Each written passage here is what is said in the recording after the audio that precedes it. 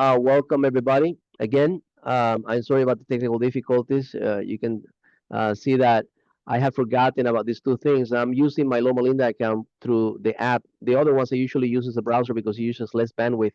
And this is a presentation that I usually do all over the world. And this is something that is done by the Wildwood Lifestyle and Hospital Institute, which is in mostly in Georgia, but some of their properties in Tennessee.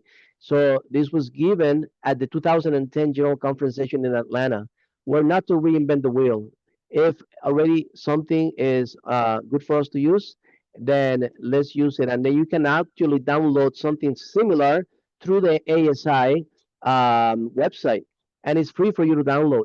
And so I'm just showing this to you so that you can also be your own medical missionary through this. You don't have to be a doctor like me or like a specialist. Anybody can do this. So Sister Gracie has this presentation as well as a script that I'm going to be using. So everything is done for you. You just have to be the co-worker with Christ and show up. And so starting with first light, I'm sure that something comes to you and thinking, well, maybe smoking, right? Maybe it's the cigarette that you see there, but millions of people are taking mind-altering addictive drugs. I like the word in Spanish, estupefaciente, because it's like stupefies. It's like makes you not think clearly. Now, this drug has been implicated in degenerative diseases like cancer, diabetes, heart disease, to mention a few. And I guess you can guess right now because I had the presentation open to you before I put it on slide mode. We're talking about what is part of the family of the xanthine family, which other chemicals part of the same family as this drug that we're talking about is used for people that have asthma. And so there is a drug-like effect on it. And it is caffeine, which is the least fast-acting one of that family of the xanthines. I'm a respiratory therapist, so I have a background in this. So also found in beverages and over-the-counter drugs. And very few people who are not affected by caffeine, could be just a couple of a percentage around the world population. And so you can see a list of it here, but on the top of that, what do we see? It is the most popular way in which we will get this coffee. Chocolate is like an indirect way of getting it, but it is not really as dire as what we see coffee being, because there's other components related to that. So one way or another, most people are getting caffeine. Gracie, I know that may look like you, but that's not you. A disclaimer. But in North America, 9 out of 10 people drink caffeinated drink. Now, this was the statistics of over 15 years ago. Now, just imagine how much more it could have been now, closer to 100 right now, because it seems that most everybody have not been to most continents around the world except Africa, and it is just a very popular way. And speaking of Africa, that's where it came from, right? From Ethiopia, if the story tells it right. So 4 million tons in excess around the world, not just in North America. It should be more right now. When I was working as a missionary public health teacher for the Adventist University in Korea, I spent there 5 years, and it seems that in every corner there was one. Now I'm in Manila as a medical missionary, and it seems that the way in which people are overusing this is just out of this world. Think about Starbucks, right? The probably the most popular coffee house in the world. I found an intersection in the street in one of the financial centers in Manila, which is called Makati, and right across from it, diagonally from it, there were two Starbucks facing each other. And that's how popular it is. So it's just beyond imagination if you think about that. So why is this so popular? Well, the reason is that people have this alleged acceleration, which it brings to mind and body. Now, but these apparently pleasant effects do not last for long. It's kind of like a sin. So sin you can enjoy for a season, but it is not something that will last forever. So the effects of caffeine run in a cycle. It's like an upper and downer effect. It's a drug, right? It makes you feel some way, but then it takes it away after that. So it draws from the body's emergency energy. This is the type of emergency that you are supposed to have for the future, for the other day. And then it takes it and then gives you that instant boost, instant energy. So unfortunately, the stimulating effect and the influence of caffeine, it is short-lived, resulting in a letdown. Think back to that first slide that we saw. We saw prominently the cup of coffee, but then on the background, what do we have? We have cigarette. So that is the most popular ways in which people are chemically depending around the world. We have the upper, the coffee, and then we have the downer, which is the tobacco. That is why Dr. Weaver, which was an Adventist cancer surgeon from Michigan, he did the most popular series on quitting tobacco that was put in for decades in 3ABN. You may still have it in their archives, but you can find it on YouTube as well. And it was the 5 days to stop smoking clinic. He's helped over 100,000 people quit smoking, even though he could have, as a cancer surgeon, he could have said, "Oh, no, let's do surgery on you," and waited for people to be deceased enough for him to do that. He wanted to emphasize prevention, which is the number one thing, especially for us Adventists. And he will never accept anybody to help them to quit smoking unless they were first willing at the same time during the same period of detoxification in the body to also quit caffeine use. That is how important this is. So this effect of the upper and the downer triggers a yo-yo syndrome, the yo-yo that goes down and up, reaching for another caffeinated drink to get more energy, and then another. So it's like one thing leading to another. Reminds me of the Frito-Lay's commercial from decades ago in the Super Bowl that it says, "I bet you cannot eat only one." So it's like an excitotoxin, something that will make you want to use the same product over and over again. So caffeine is a close cousin to cocaine and nicotine. Now, why do we say that? Because it is a large of a part, is a part of a larger group of drugs related to amphetamines, and we've seen how people are now even constantly thinking of getting even more um, intense drugs to use in their daily lives, and we have now here uh, a very big problem with meth, right? In the states, and now it's in most of the states too. Even in my job, I have to facilitate Spanish-speaking people to, deal with that issue when they go to an institute, and so all of these things has a similar metabolic effect on the brain. We can talk about other things that we even use in our own nutrition on a mostly daily basis, but that will be another presentation for another day. So just 2 to 3 coffees, cups of coffee daily is enough caffeine to alter the mood and the behavior of the consumer. Now, at this point, when I'm doing the presentation, some people will raise their hand and say, "Well, what about 1 cup of coffee?" We'll get to that, but this is the studies that they have done, 2 to 3 cups. Most of the research studies on caffeinated drinks, which use coffee as the way in which to have people use it or observe them in their daily lives as part of the studies that we'll be talking about. And so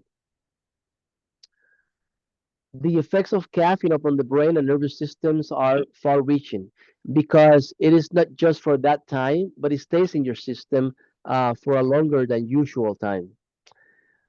So the most acknowledged effect of caffeine consumption is insomnia. So people are recommended not to use this right before they go to sleep.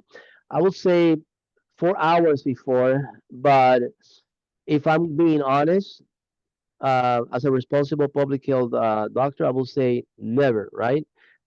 So caffeine is one to supposedly keep one awake, and some people don't have that effect, but that is where we're talking about the average person.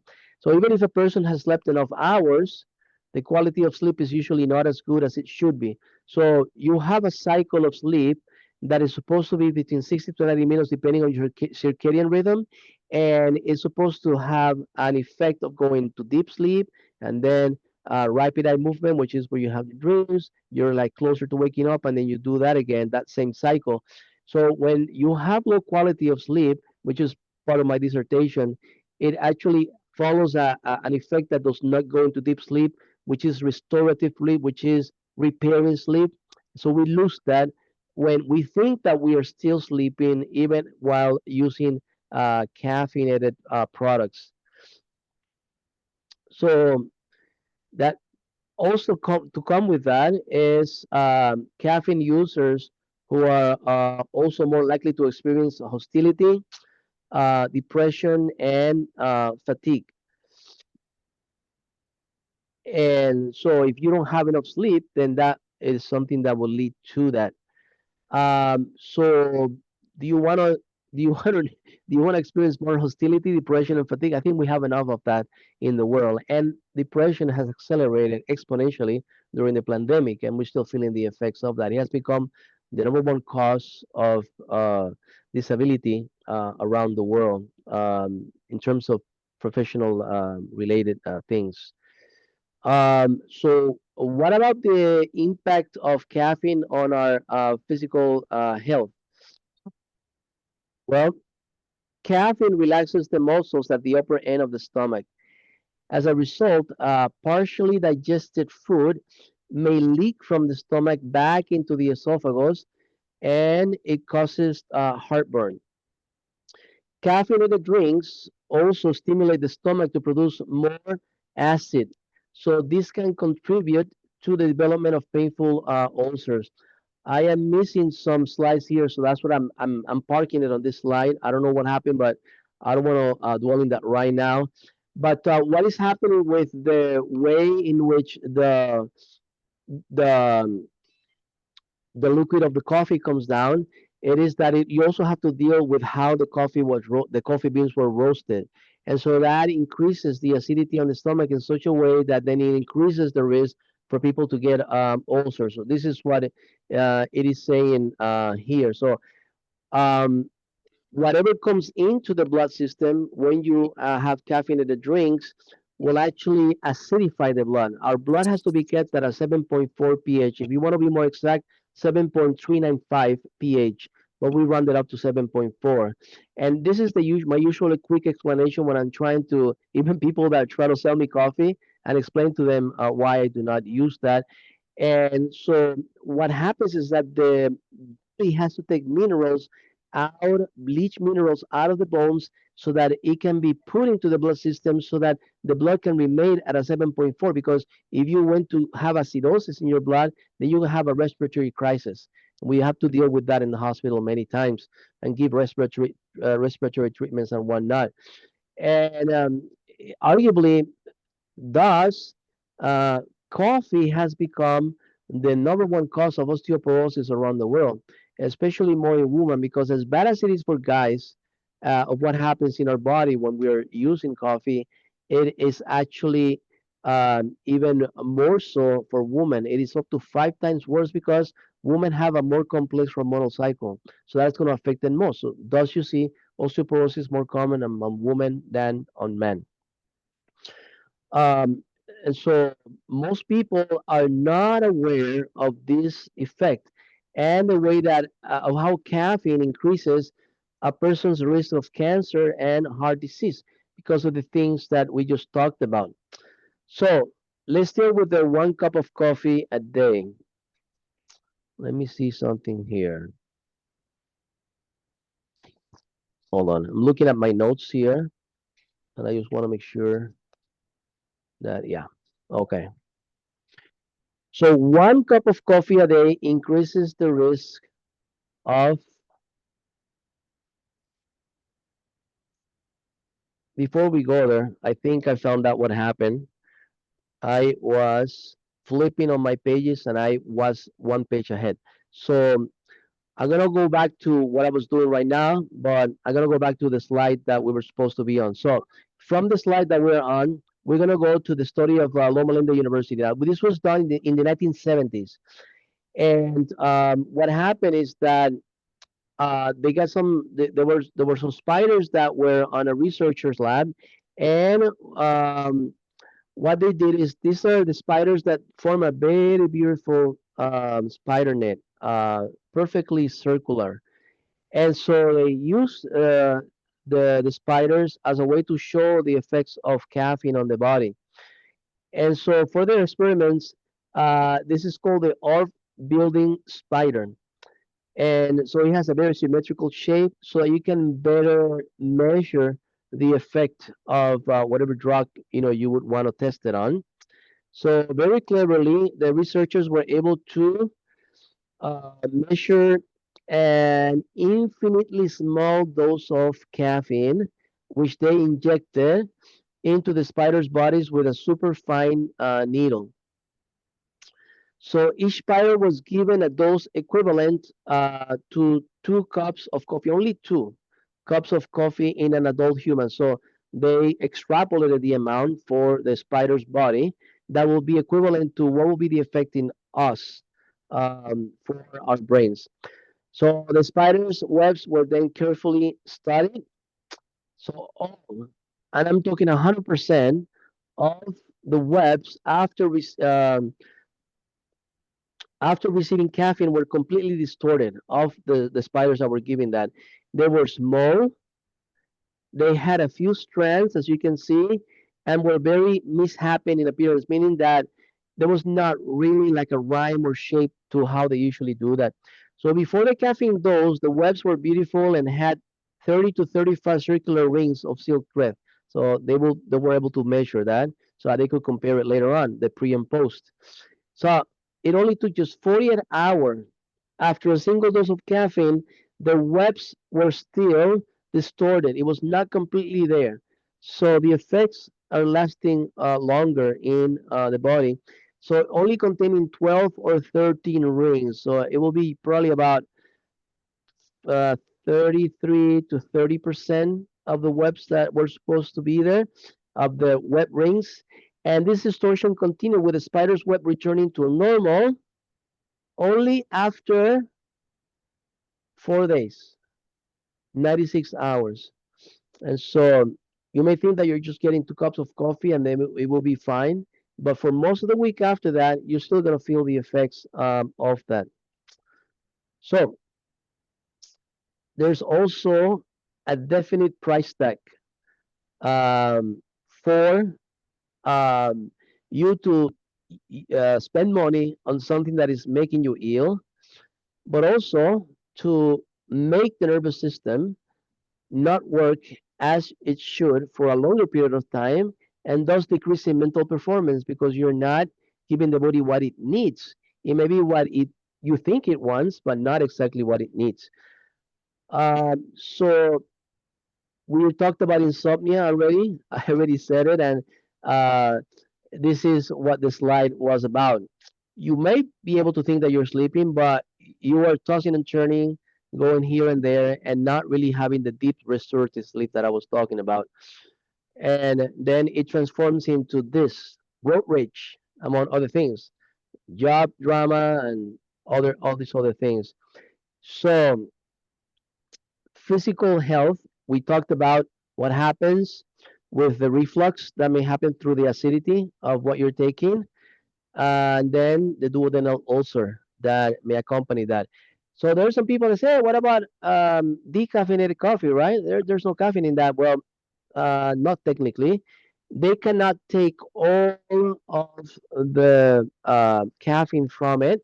There's still going to be a few percentage of that. It's a man-made process, so they cannot take everything out. That's one thing. The other is that you still have the effect of the roasting of the coffee bean, which has the oil, that then transforms into something that will then lead you into increasing the risk for you to get this, the ulcer in the stomach. And so there's a big unawareness just because of the blasting of social media with good things for you. And that's what I thought about giving you this presentation. Because even though it used to be that us as Adventists, or even if you were not, if you were to know people that were Adventists back when, it's talking about decades ago, as you were taking your vows to become an Adventist member, you would actually be included into promising not to take mind altering drugs so that you can have a better connection with God. And that would have included caffeinated drinks such as coffee and tea and things like that. We can talk a tea about another time, and if we have time, but I don't think we're gonna have enough time. I think we're running out of time already. So let's go to the cup by cup a day thing. So 1 cup of coffee. Some people were wondering, oh, if it's one, there's no problem. Even the research is showing 2 or 3 to have an effect. 1 cup of coffee a day will increase the risk of stomach, kidney, lung, rectal, and esophageal cancer.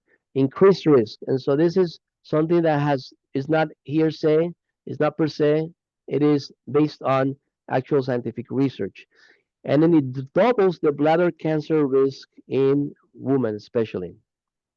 We already talked about the reason why, a more complex hormonal cycle. Let's go to 2 cups a day.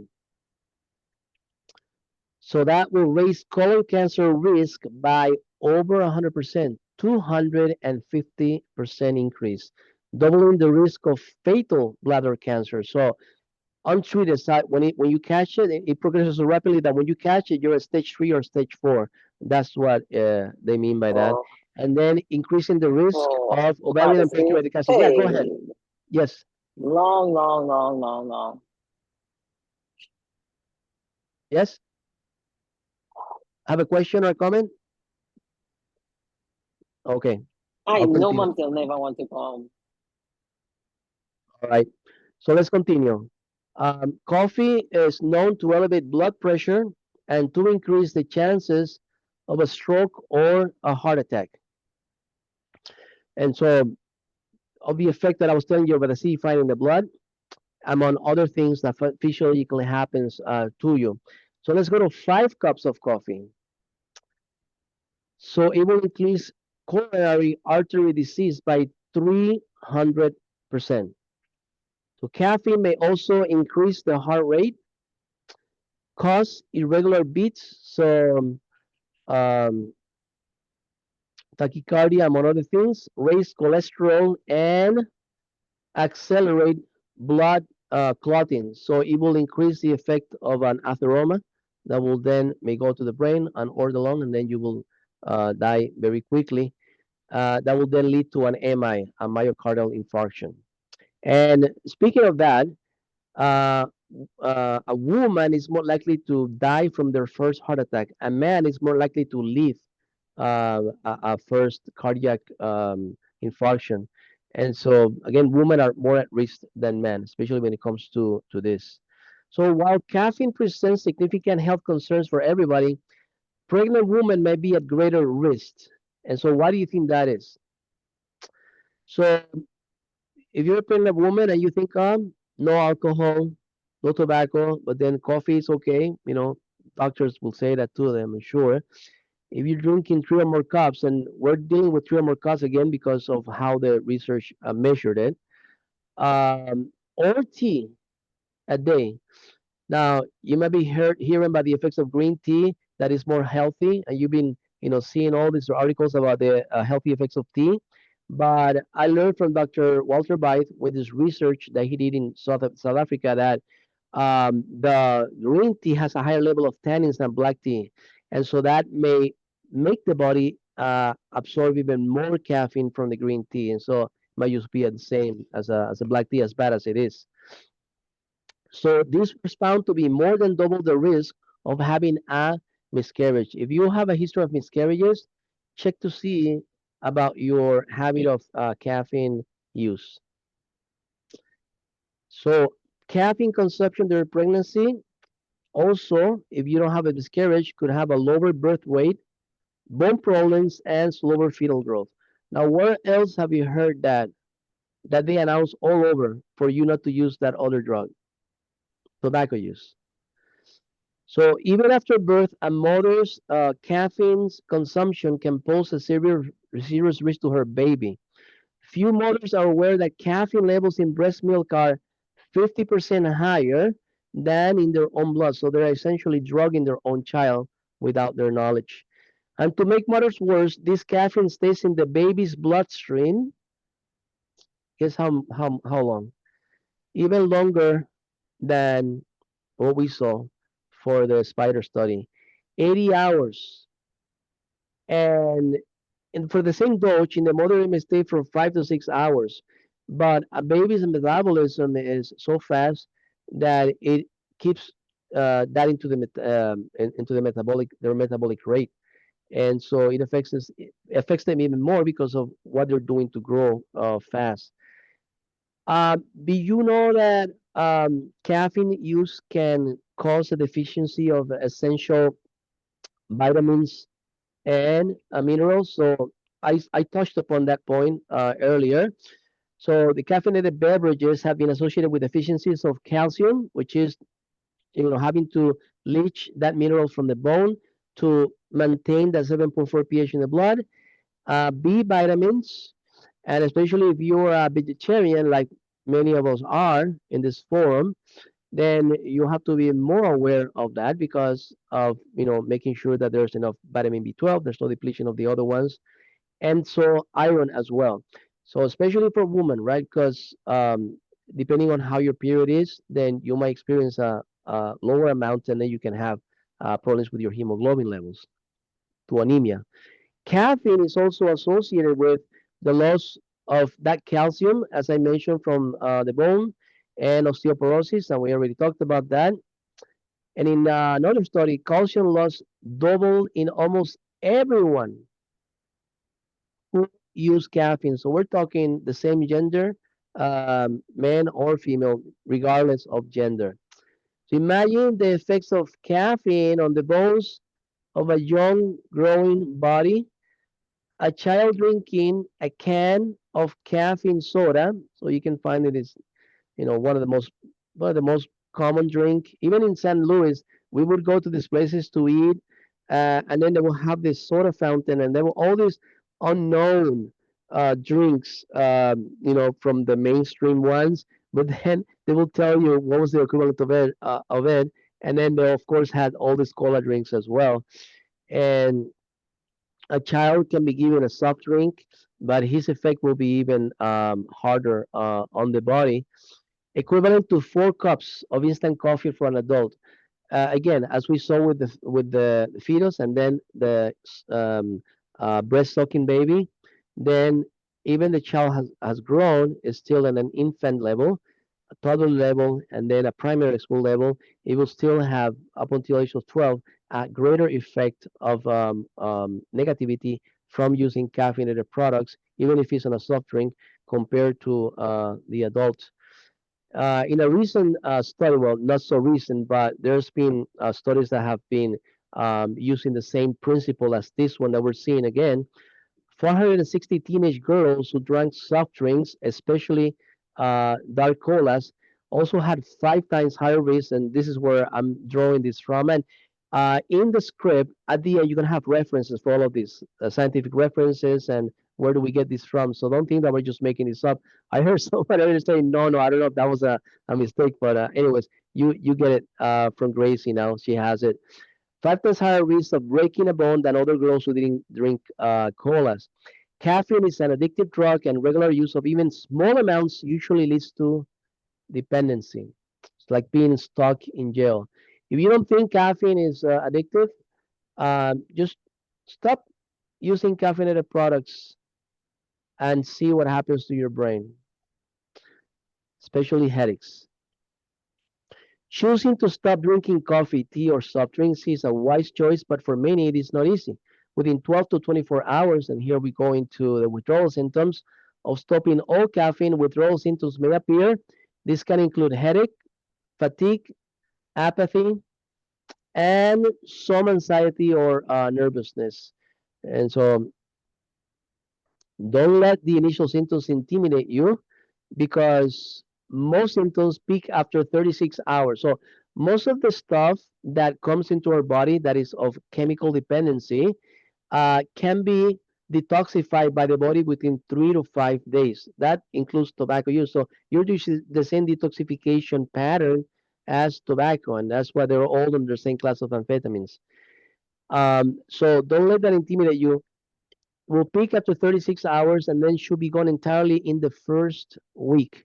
So when a person has a harder time leaving a chemical dependency habit, It is not so much the poison that they're trying to detoxify themselves with, it is the behavioral issues that come after that, the social activities, the environment in which they were in to actually have the product being used by them. So that is what takes longer for you to start to substitute the things I used to do with the drug with other things that are more healthy for you and that will help you forget and not give you as many cravings, withdrawal cravings, than if you were not to substitute it for something more healthy. So let's follow these 7 simple steps that will make us stop the use of caffeine much easier. First, start your day with a hot shower, but finish it with a blast of cold water and towel off briskly so that you can enhance all the capillaries of the skin, and that will give you a boost, a natural boost of that shot of energy that you're looking for, but without the dependency of chemicals in your brain. Eat a good breakfast, a breakfast like a king. Desayuna como un rey. To ensure against morning energy slumps, because with a good, hearty breakfast, it will give you a higher level of fiber, good soluble and insoluble fiber that will then allow the body to carry more energy throughout the day so you will not feel craving to mid mornings and other things and that will tempt you to go to the pantry in your work or wherever you might be, and then you'll see the cup of coffee right there or the coffee machine right there. And so have several servings of fruit and a whole grain cereal or bread. Whole grain is key because it will allow you to have that extra energy throughout the day as the body metabolizes that in a more complex way. So complex carbohydrates. Avoid all tobacco products because one thing goes with another. One is the upper, the other is the downer. And so you don't want to get more chemical dependent, trying to get away from the other chemical dependency. Kind of defeats the purpose. And then drink lots of water. So that's key. Drinking lots of water will help the body detoxify even faster and in a better way. One thing that for people trying to quit tobacco is that they will drink a lot of orange juice as well. What I heard from Dr. Netley, I learned this from him. If you want the same effects of coffee but without the side effects, for whatever reason, I still don't know the reason why. I could probably have an educated guess, but drink instead watermelon juice. So if you want to learn more about that, just contact Dr. Netley, Dr. Neil Netley directly. Uh, so water helps to flush caffeine out of the body. It will be the same thing for any other chemical dependency, like what we just talked about with nicotine. Try keeping a supply of relaxing herb teas nervy to take the place of coffee, herbal teas. And I think I learned from Sister Gracie that whenever she wants to have a quality time with people, she invites them to tea, but herbal tea. And then get plenty of exercise because that actually helps for many things, especially outdoor exercise. You can actually at the same time put into practice every day more than half or almost all of the 8 natural remedies if you're doing that outdoor exercise. Uh, I already talked to Gracie about that, so if you want to know, you can ask her directly because I don't think we're going to have time to explain it or to go down the line for that. Then trust in divine power, the most important thing. Even Pastor Doug Batchelor, he couldn't quit the habit of smoking, but it was only through supernatural power by trusting in God that he was finally able to quit so that then he will be able to be baptized. He even, in desperation, you probably know his history, his testimony. He went to the pastor that was mentoring him and say, Pastor, I think if I get baptized, I will immediately, by the miracle, get healed by God after coming out of the water. He thought it was like hocus pocus. But no, we trust in the man power, asking for his power, not ours, right? Because we don't have enough to be able to deal with this situation. God loves us and wants you to be free from the debilitating addiction that will include this type of drug that we're talking about.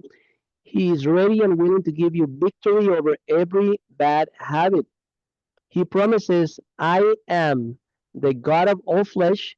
Is there anything too hard for me? That's in Jeremiah 32, 27. Now, I'm gonna be using the end of that first paragraph on this slide as a bad habit to actually include something that I learned from Dr. Lee in another effect in the brain that happens when you have caffeinated products, especially coffee. It shuts down the adenosine receptor in your brain. The adenosine receptor is the one that allows you, enables you, empowers you to make healthy choices for the next 30 seconds. So why is this important? Well, let's go to the NFL. So we're in America. We all know what is American football, and we know that the most important position is quarterback. So what is the responsibility of the quarterback? The quarterback is the one that has to know what is going to be the best play to uh, give to the team for the next 30 seconds to carry the ball forward in the field. And that is why in the contract of the quarterback on the NFL, well, I'm sure the other leagues as well, there is a clause where the quarterback is not allowed to use any caffeinated product because that is exactly his job. If you are using caffeinated products, then you're going to shut down the adenosine receptor, and you're not going to be able to better and give the team the best play for the next 30 seconds. It's going to be impairing that ability. And if you read carefully the spirit of prophecy in regards to this drug, you're actually gonna it will be implied, and she didn't know why, but now we know it is on the adenosine receptor. If you're impaired in your ability to make the correct decision in the next 30 seconds, when you're drinking coffee, you're gonna be more willing to what? What do women like to do when they're talking to each other? Well, that is the way in which we will imagine, right? Because they like talking a lot. Gracie say I talk a lot as well, but whatever the case may be, whatever your gender, but you're gonna be more willing to gossip, and that goes hand in hand. And so, if you're quitting the use of caffeinated products, especially coffee, then you're gonna be less likely to gossip as well. So the evidence is overwhelming. Caffeine is not the harmless, innocent pick me up we have thought it to be. With caffeine, there is no amount that can be considered safe, not even at the low dose of just 1 or 2 cups per day. Choose today to avoid all caffeine. You'll be glad you did. So when people ask me, what will be, besides watermelon juice, if I'm not going to have it all the time, what is that the other thing that I could do? Well, there is something that is even on the market. They even have it as a special product in Costco that is in organic form and comes from the Philippines as well, and it's on Kirkland brand. And it is something that it has the exact same consistency as the plasma in your blood, and that is what I consider to be the the original, the pure, the only uh, energy drink, and that is pure coconut juice. Nothing added, just pure coconut juice. And so that will overhydrate the brain. It will over oxygenate it, and it will give you that feeling of freshness that you're looking for. So therefore, whether you eat or drink or whatever you do all to the glory of God. First Corinthians 10:31.